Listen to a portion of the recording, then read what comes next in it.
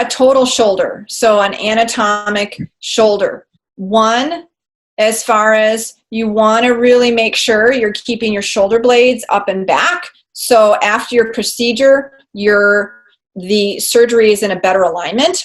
Second thing, you really want to focus all your motion on coming forward, starting off. Late stage, you don't want to use that arm to push up from anything. That's really important, and it's going to be easy to do that. So try to always remember to push up from your opposite side. As far as with your recovery from a total shoulder, you'll be really happy with the results, but it's just going to take longer to get there because you're going to have to do a lot more work to get out of this type of positioning and focus on getting the movement from the ball and socket and not from cheating with your shoulder blade liking to shrug.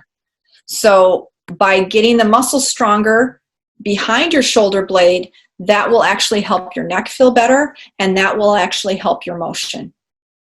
With a reverse total shoulder, it's great. You're going to get good pain relief from this procedure, but you have to remember this is not a normal shoulder any longer. So early on, it's going to be really important that you don't let your elbow come back behind your back. So you've got to make sure that you keep it more forward, and that especially sleeping position is going to be important, that you have something behind your elbow so that it doesn't want to slide backwards.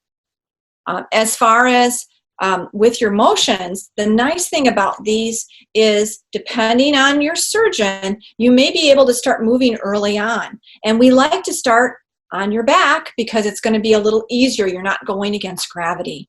But we want to have you start trying to move it more normally because the big muscle that you have here drives that motion.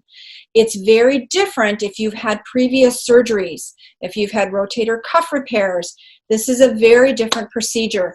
The recovery is much faster, and you end up getting to your endpoint more quickly than you would have with previous shoulder surgeries. But you have to be very careful to not risk dislocation. So use it for light functional activities, but don't try to reach behind your back. Don't let your elbow slip back so you're putting stress forward. And remember too, this can change your balance a little bit. So you may want to just take a little bit more time when you're standing up, when you're walking, because we don't want to end up risking having you fall.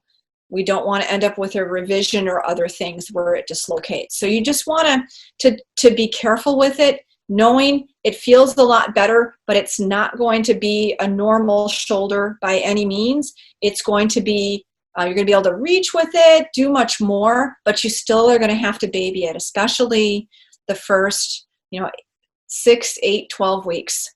Very much babying it the first 6 weeks, but then after that, there's certain things that you're not going to be able to do. So you're not going to be able to reach overhead with more than 10 pounds in your hand. So we think about a gallon of milk is 8 pounds, so it's not much more than that.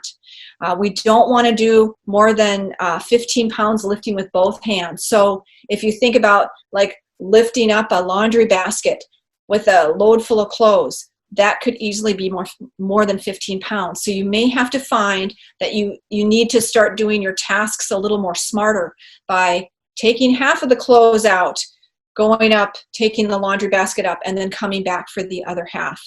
The other thing that's really important with reverse total shoulders is you don't want to add a lot of compressive load. So you don't want to push up from a chair. You don't want to use a cane in that hand. You want to try to minimize the amount of downward pressure you're doing because that places more stress on your surgery, even later out. So all is said and done. You're done seeing the doctor. You're done seeing therapy. You still need to follow those restrictions of not lifting more than 10 pounds overhead, not lifting more than 15 pounds with both arms, and not using that hand to push up. But I think you'll be very happy with the surgery. People are so happy. They love it. The pain relief is there, and now they have some functional use of their arm.